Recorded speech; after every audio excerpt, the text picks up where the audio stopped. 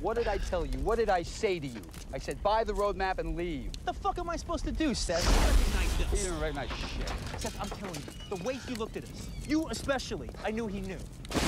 Low profile. You understand the meaning of the words low profile? Hey, Richie, how's your hand? It hurts like a fucking Let son me of a tell bitch, you Seth. what low Thanks for profile is asking. not. Don't forget to hit that like button and subscribe. When did you first see this movie? When did I first see From Dusk Till Dawn? It's a bit of a difficult one, you know. It's one of those films where my dad was like, I'm sure it was on VHS as well, like, but I'm so lucky. I never the film taste of my parents doesn't go past like the 50s, which I do love, but even then it would be like the square movies from those eras. Yeah. I never got any movies. It was handed one down of to me. those like hush ones where like we had to watch it when my mum had like Right, gone out somewhere. Like he's like, I've seen this movie and it's really good, but you can't tell mum we've watched it. So yeah, I understood because it like talks about like rape and how violent it was. Well, I remember watching it. I was lucky enough where I didn't know anything about it. I would have been pretty young because it was around the time where it was still being shown on telly quite often. So it's probably like really early noughties, if not late 90s. And I was just first year that I'd actually got a TV in my bedroom. So I was like secretly like watching movies really late at night. And back then the movies on telly were so much better because people actually still watched the mainstream channels and not all Netflix and all this. So I put it on and I recognised George Clooney obviously, but then I also recognised Quentin Tarantino, and I just thought it was so weird. Like, why is he acting? Like, what the fuck is this? So I started watching it, and I watched what was the first half of which was this incredible hostage movie. Yeah, it was. Which was so tense, and not just tense, but then it starts off with Harvey Keitel, and we're introduced to him, and we pretty much immediately get the sense that he is a man of faith who's lost his faith in God. And we're introduced to George Clooney's character and Quentin Tarantino's character, the Gecko brothers. Yeah. And you immediately know what their setup is. They're two brothers, completely out of their minds to varying degrees. Clooney's character is a terrible person, but Tarantino's character is evil and psychotic. But they have complete loyalty to each other. And they end up taking the Fuller family hostage, and that's the setup, and that it goes from there.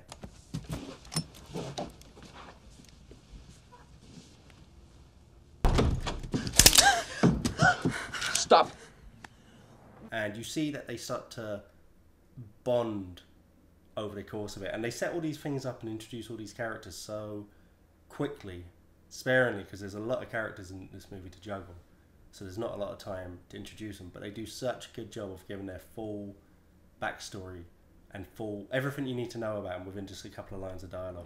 Yeah. Come on, Jacob, give me some more details. How did it happen? Some fucking drunk killer? No. It was a rainy night.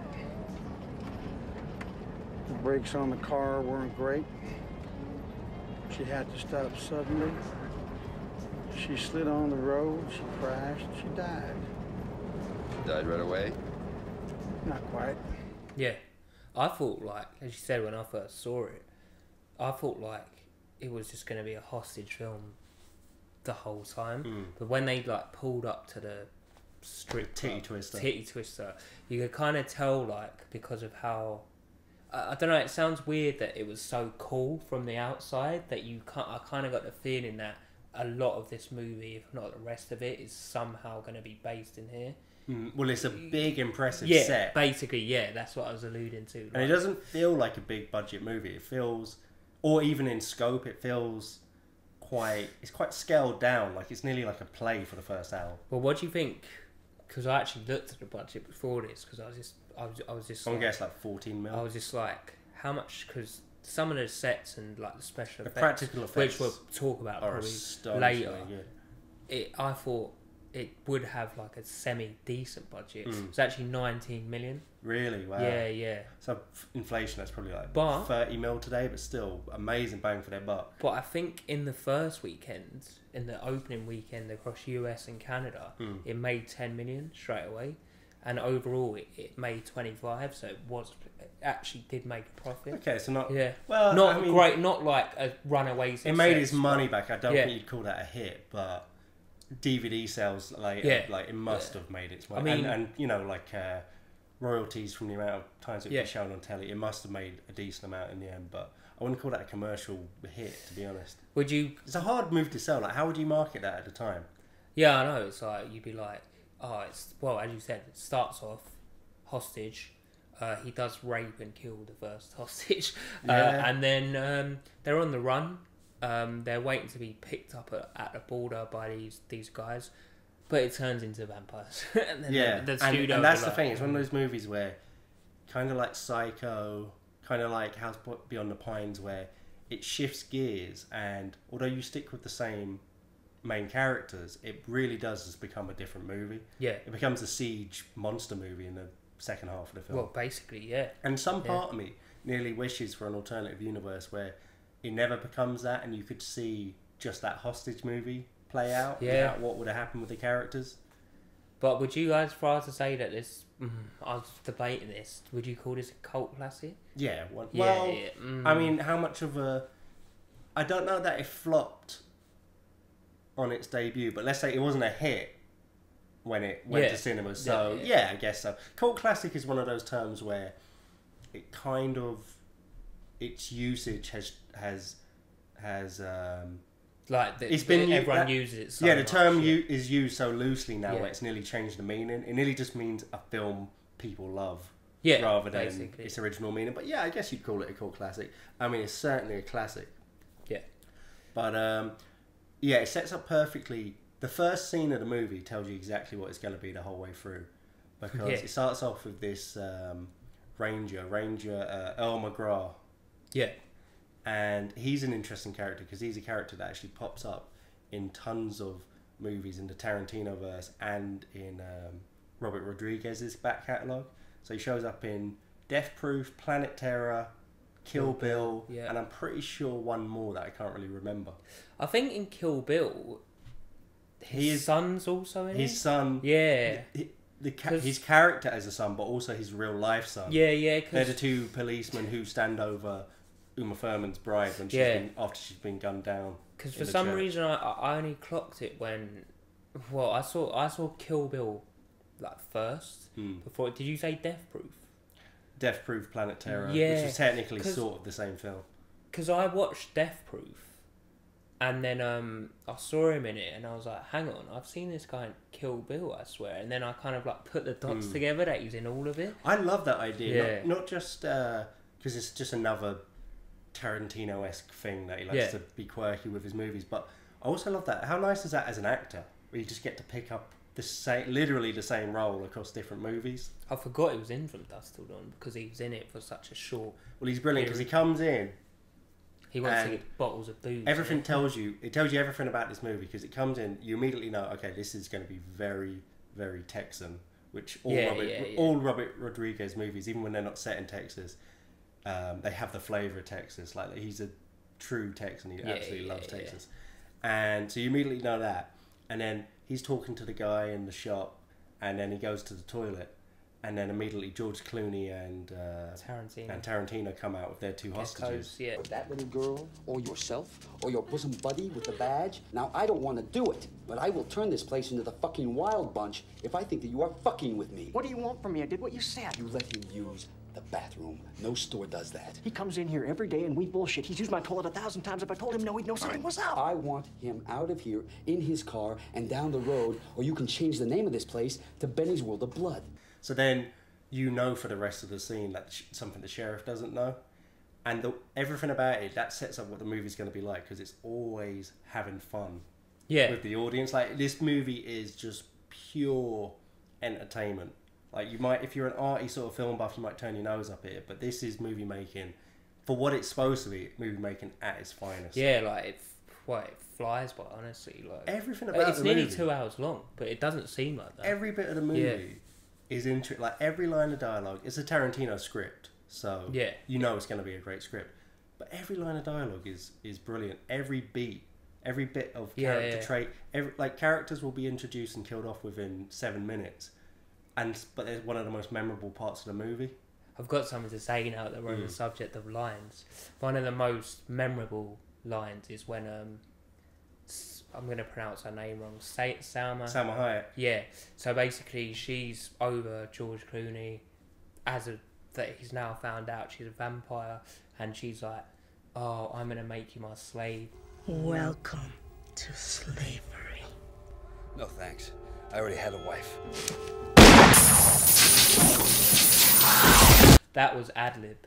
Robert, really? Yeah. Robert Rodriguez or Tarantino weren't in the script. He just said it. Do you know what? I believe that because it's a good line, but it doesn't sound like a Tarantino. Yeah, it line. doesn't. It doesn't sound as clever. That's really interesting. Yeah. So we're talking about Salma Hayek. So once they've got to the Titty Twister bar, she does what's another really memorable part of the movie for a lot of people is she does a striptease dance that lasts about 5 minutes to a full song with a 10-foot anaconda. Was she actually naked? No. No, this is gonna sound right, weird. Less striptease. No. I tried to remember less striptease. No, she wouldn't. She wouldn't get naked. How famous was she by this point? Because I mean, fairly famous. Fairly famous. I was she's another Rodriguez regular. I recognised her, and I was like, I was just quite surprised that she accepted the part, kind of thing. Oh, she wanted to do the part. Yeah. Like, I mean, I don't know. You say accepted as if this, like, well, this is a kind of oddball. You got to remember as well. This was when, I mean, anyone would still want to work with Tarantino and and less so Robert Rodriguez now, but anyone would have killed. Like, you have fairly famous people. Cheech from Cheech and Chong, like you said, shows up for a 2-minute cameo as the border guard. It's in a hilarious little role as like he's a proper creep again, that's a recurring theme in this movie. Full of cameos. Basically. Was full of creepy shit towards women. Yeah. But going back to Salma Hayek, people would have killed to be in this movie at this stage. Yeah, but she really wanted to do it, but she was terrified of snakes and terrified at the prospect of having a snake wrapped around her. And she apparently prepared for months doing therapy and hypnosis just to get into the zone where she could be. She wanted to meet the snake like dozens of times beforehand, just so she could like slowly expose herself to it. And that shows alone how much she wanted this role. But guess who? If she didn't do it, guess who was in talks to potentially do that? Madonna. I would have no idea. How random is that? To be honest, it could be anyone with like terror. It kind of reminds me. I wonder where the inspiration for the whole snake stripper thing is, but I guess they do it in real life. But obviously, it did remind me of Blade Runner, innit? Do you know what I mean? With the snake and like she's a stripper or she's an exotic dancer. Yeah, I mean the inspiration could have been anything. It could have been actually going to a strip bar. Do they really do? I don't think they do it in strip clubs. I mean, that was burlesque and creative and arty. Yeah. I mean, men do not give a fuck about that. I haven't been to Texas, so I don't know. Yeah, you never know. They have whorehouses there. But I have been to Spearmint Rhinos, and there was no animals there. No, there wasn't actually. I was disappointed. Yeah. But, speaking of that, it was a weird sort of strip club as well. The strip clubs are usually not that well lit. And they're not like a big...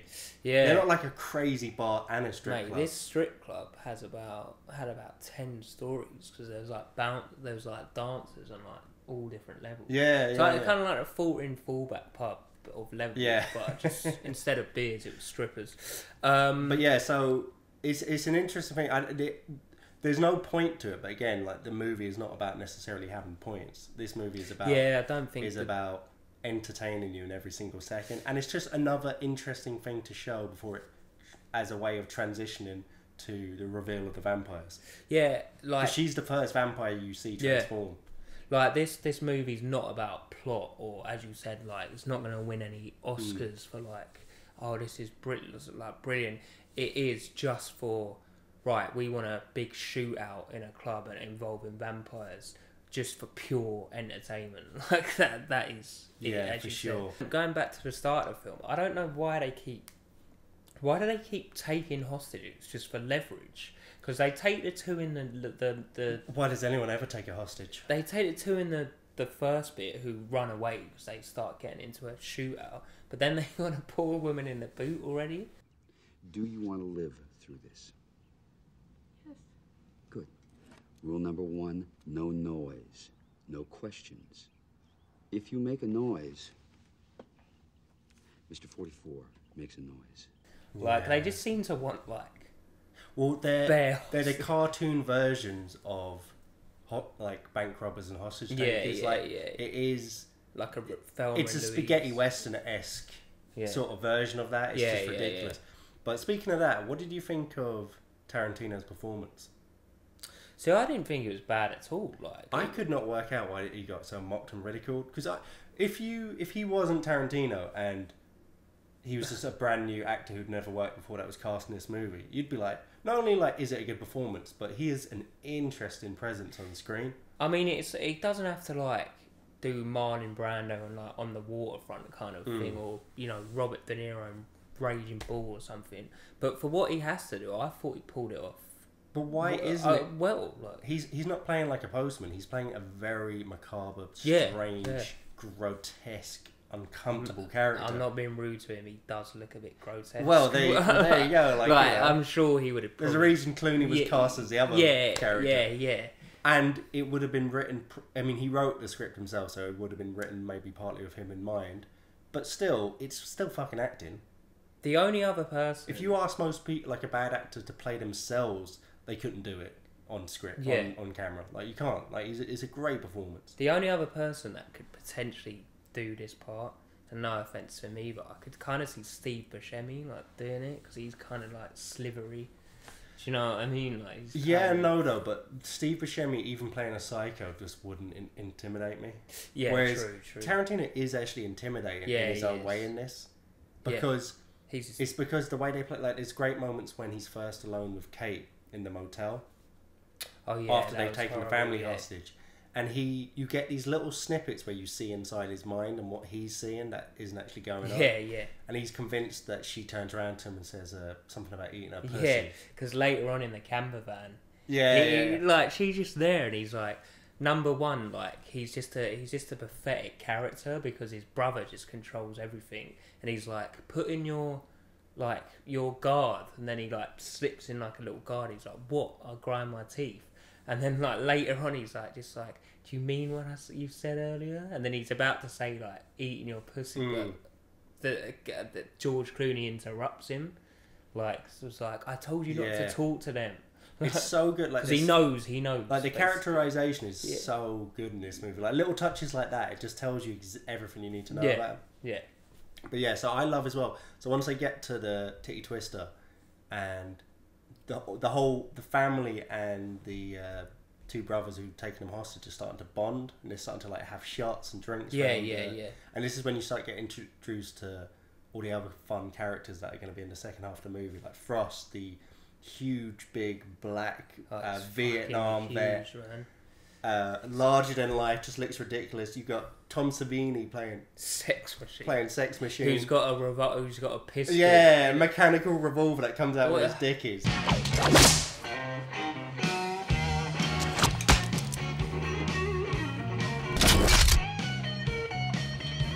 And it's one of those things where if you read that on the page, if it wasn't wrapped around a Tarantino script with the brilliant dialogue, you'd be like, what the fuck? I could see a lot of people being like, what is this bullshit? But it just works, which also makes you think Robert Rodriguez and Tarantino are such a match made in heaven for like him writing scripts for him. You kind of wish he would given him more scripts to work on.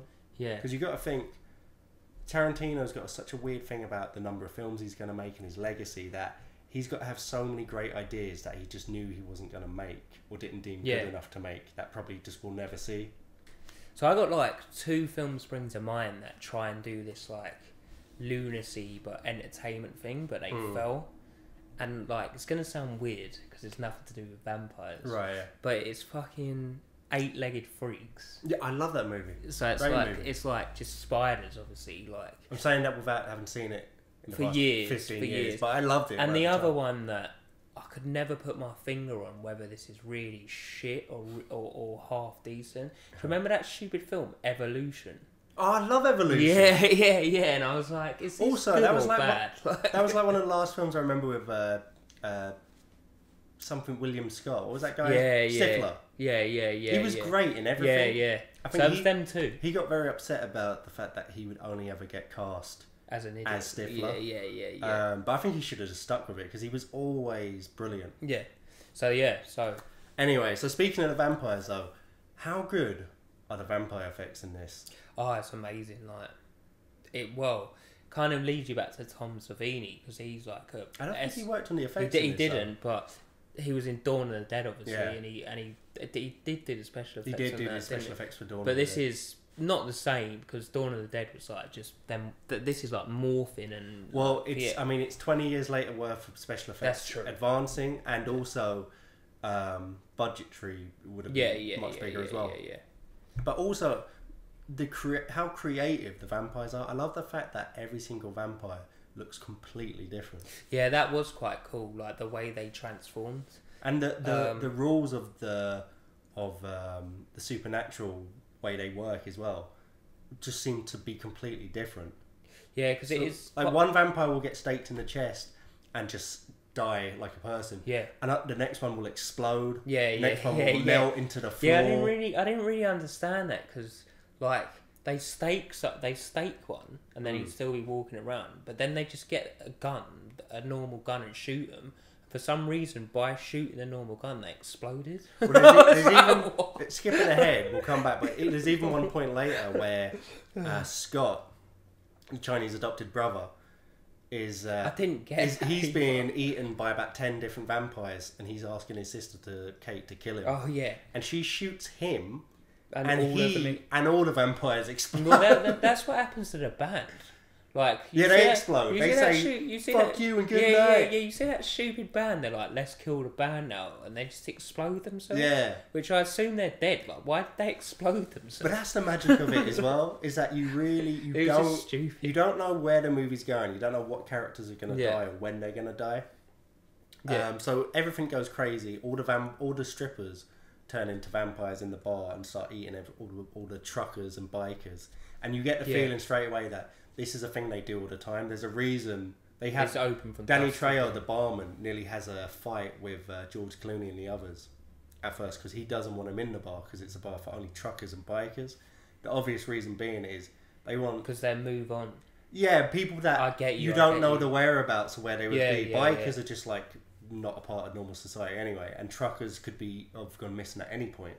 But surely they would go, like, the families of the trucker would be like, where is he? Yeah, because he had a route schedule, and then they're like, right, so he did stop off at truckers would be the most well-paid job. Yeah, but I get the bikers because of how dangerous it would be. Oh, I didn't really clock that until that does make sense. So Danny Trejo, but he nearly throws him out until Harvey Keitel gets involved and squares everything away.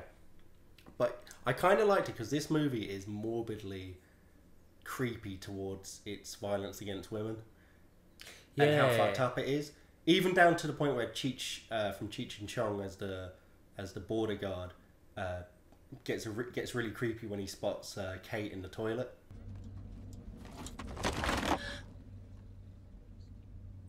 Do you mind? Shut the fucking door, please. Excuse me.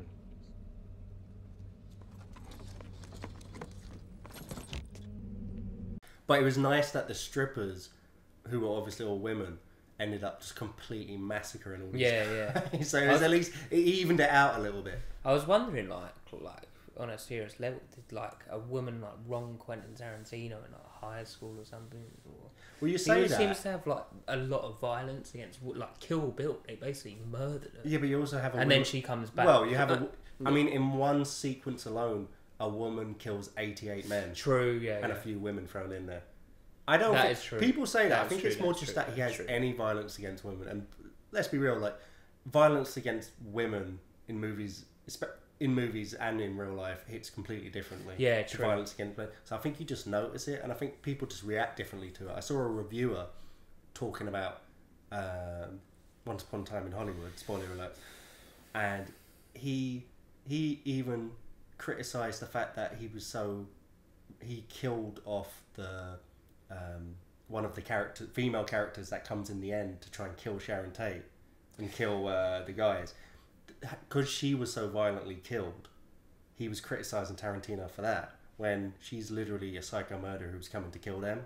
But my point is, people just react differently towards violence against women. I mean, look at the violence against men in his films, with ears getting cut off and people being chainsawed to death.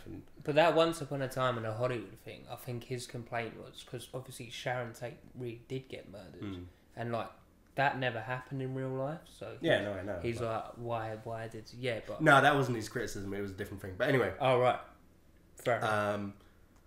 But yeah, so we're at. So Danny Trejo don't want him in. Yeah. So anyway, so that's all fine. So the women and the vampires actually almost all get killed because I guess most nights you don't have George Clooney, the Gecko brothers, and Frost and Sex Machine, who are basically like the ultimate badasses. Yeah, there's only like there was like 100 vampires and like 5 people.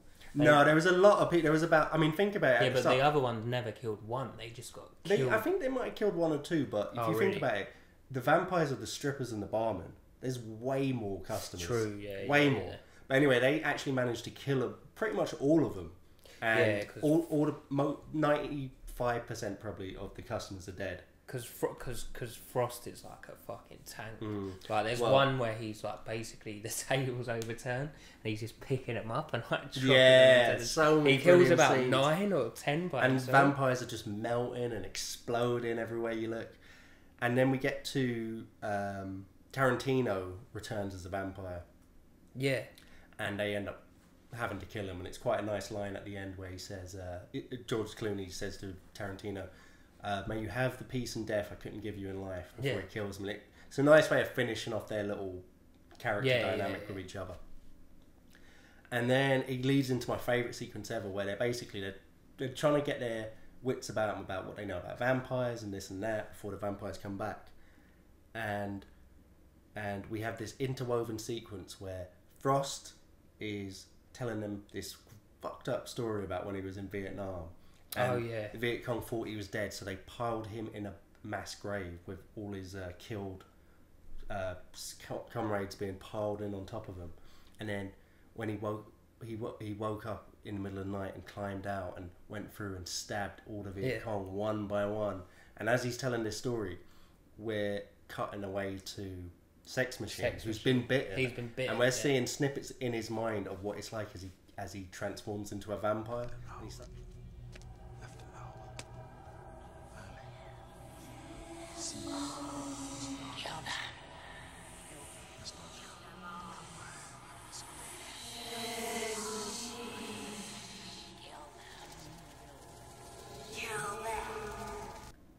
so then he attacks Sex Machine's like basically Sex Machine's like a little weed, but he's got all these gizmos and whips. Yeah, and shit. He just does kill quite a lot. To be he's fair. like a weird S&M biker psychopath. He's a joke. He's the one that actually kills Danny Trejo. He does, yeah. And Danny Trejo's like a fucking tank, and he's just like dancing on a snooker table, like messing around. It's really dumb how he kills him as well. He throws him the snooker cue, and then Danny Trejo's just like, for like 5 seconds, and he kills him. Yeah. So I was devastated about that as well, because Frost, you'd just been introduced to Frost and Sex Machine, and they're both vampires within about 10 minutes. I kind of wanted them to go a bit longer, to be honest. But that's part of why it's good, I think, because you know the way like a movie giving you exactly what you want sometimes really unsatisfying. Yeah, it's kind of like making you want more leaves you with a better feeling. It's kind of like Game of Thrones, where you're like, I'll use that as an example, where you're like, this guy's one of the main characters, he can't die. And then or Walking Dead is one of them. Yeah. Like the fact that they can die and anyone can die, it creates a genuine sense of peril. Because in Walking Dead, I didn't get all the way through. I think I stopped like with 2. I just got it just got a bit weird when they were just running around in a cul-de-sac with machetes and shit. But anyway, I was like, oh, he can't die, surely. And then you're like, but one of them hasn't died for ages, so one of them is going to die. And you're like on 10 to and it makes it mean something. Yeah. That's why Endgame... That's true. I knew they couldn't kill off all those characters. Yeah. But when there's something just that magically everyone comes back to life, it's just a bit like, well... Yeah. You just made the last movie kind of meaningless. Do you know what I mean? Yeah. But when they take it away while you still want it, it's the best. Like that is how you want to leave a movie. Yeah. So anyway, so they all run Sorry, what's he called? Frost and Sex Machine get into a fight, and he throws them through the window. Yeah, no, he throws and that lets all the bats come in. in, and everyone gets separated from Harvey Keitel, who's hiding behind the bar. And everyone goes into the back storage room where they find like all the old weapons and stuff that's been stolen from the back of truckers that they've killed over the years. Yeah. So we get into like the siege part of the movie. Gets like George Clooney's character gets like some sort of stake kind of like drill. Well, they start building like ridiculous weapons. Like he has a sort of, it's like a cross between it's like a massive like what are those things for taking up sidewalk? Oh yeah, I know. A jackhammer and a stake.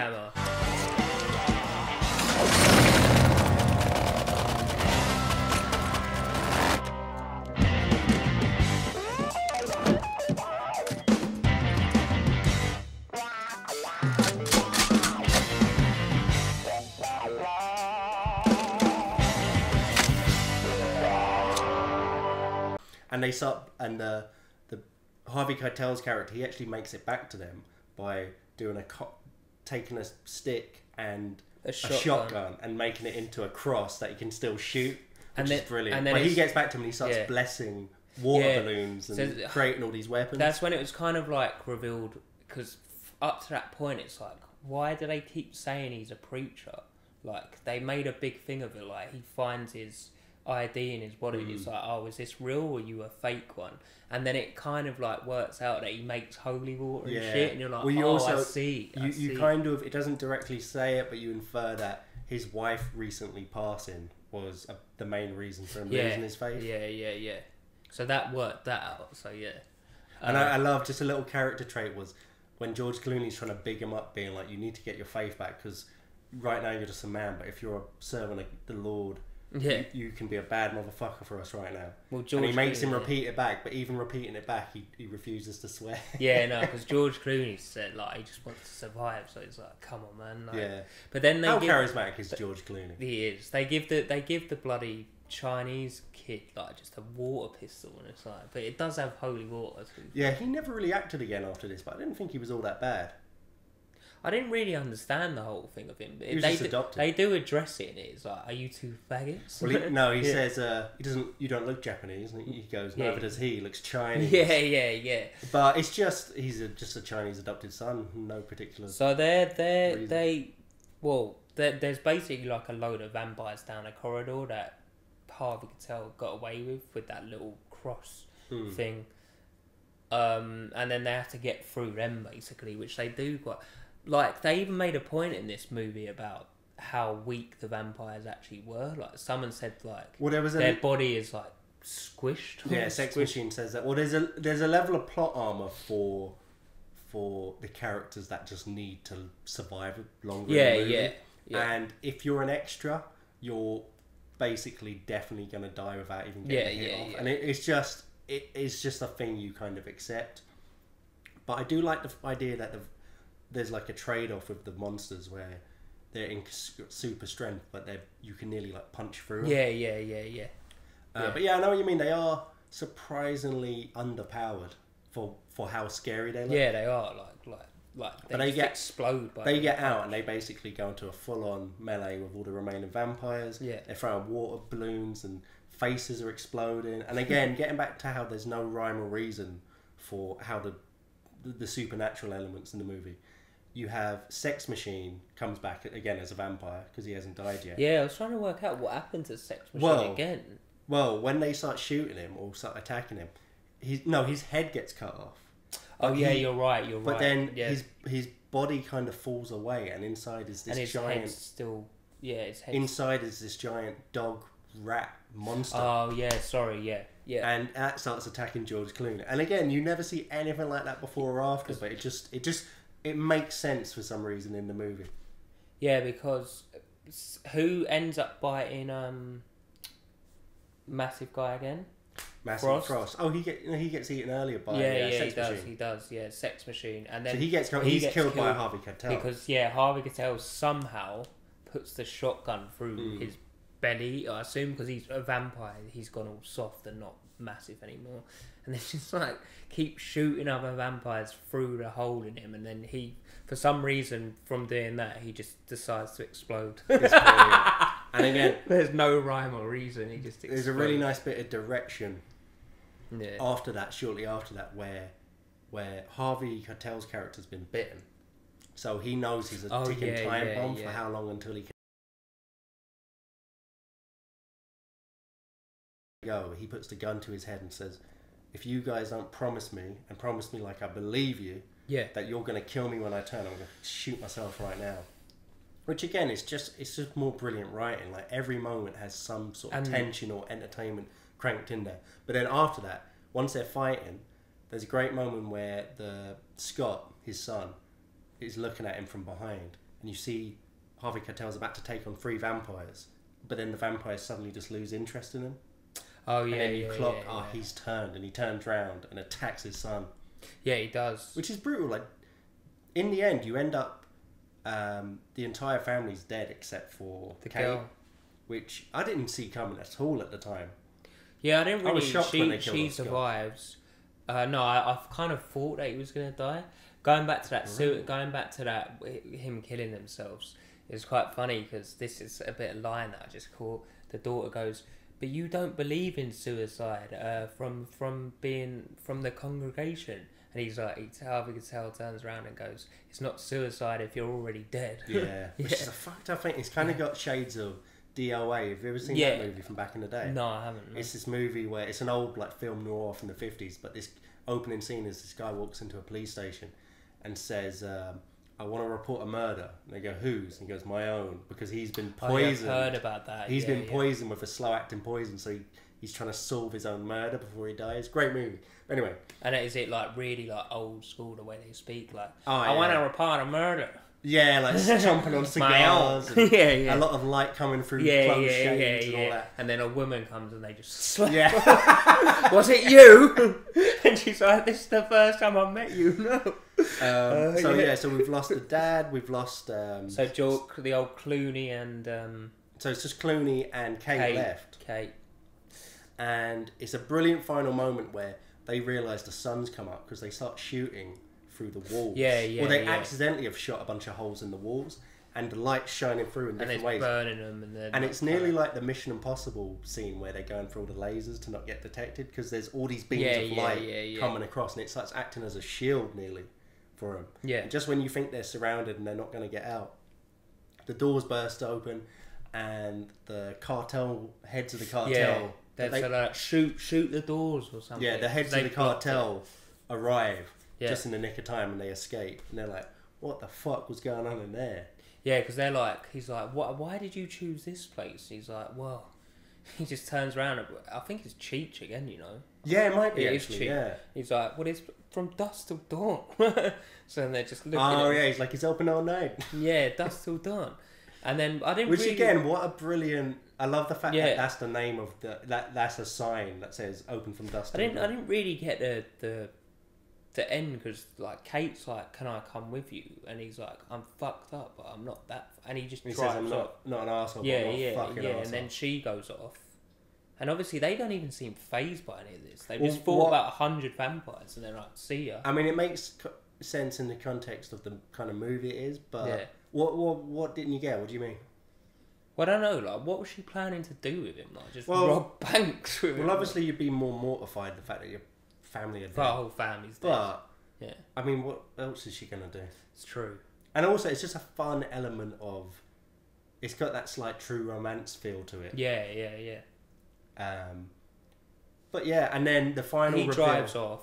The final reveal of the movie is it pulls out from behind the old strip club, and you see that behind it, it's actually built on top of an ancient pyramid of some unknown ancient Native American civilization, and that's the only snippet it gives you, but it just sends your imagination wild. So, final thoughts. Well, for me personally, I would highly recommend this film, but obviously you've got to go into it knowing that, you know, you're not going to be sitting there like, oh, this is a cerebral film. It's just purely for the entertainment. Yeah, there's not a lot of crossing legs and stroking their chin and going, fantastic acting. Like, if you go in it with a premise of like, it's nearly 2 hours of just pure entertainment and insanity and ludicrous behaviour, then you'll love this film. A cult classic. I know we said we was debating it, but for me, whenever I see it pop up, and it sometimes does on TV, like Channel 5 might have it at like 1 a.m. on some random day, I'm like, I'm watching this again. Yeah, this is the kind of film that could only have been made in the 90s. Yeah.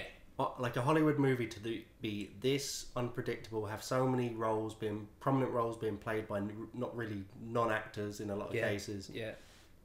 This movie is just pure entertainment. You never know what's coming, and it's got insane rewatch value. This is probably I've actually watched this movie twice last year, and I still was absolutely fine with watching it again for this review because it is just a movie that never gets old, and it's so rich in little details, from the characters to the script to the lines of dialogue to the mythology behind it all, that there's always something new you'll pick up on, or a bunch of things you would have forgotten about. So it is an easy recommendation for From Dusk Till Dawn. What did I tell you? What did I say to you? I said buy the roadmap and leave. What the fuck am I supposed to do, Seth? He didn't recognize shit. Seth, I'm telling you, the way he looked at us, you especially, I knew he knew. Low profile. You understand the meaning of the words low profile? Hey, Richie, how's your hand? It hurts like a fucking son Let of me a tell bitch, you what Seth. low Thanks for profile asking. is not. It is not. Take those hostage. It is not. Don't forget to hit that like button and subscribe.